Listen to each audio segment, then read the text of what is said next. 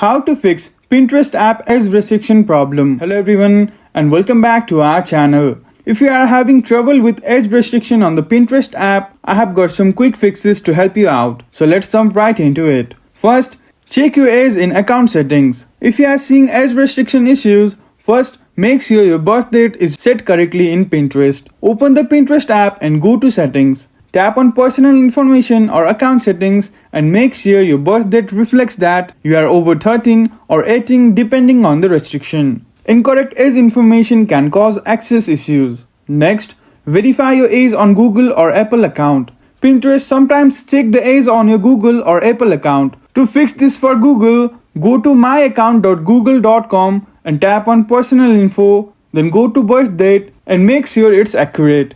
For Apple, we can go to settings, then tap on Apple ID, then go to name, phone numbers and email and tap on birth date and confirm it's correct.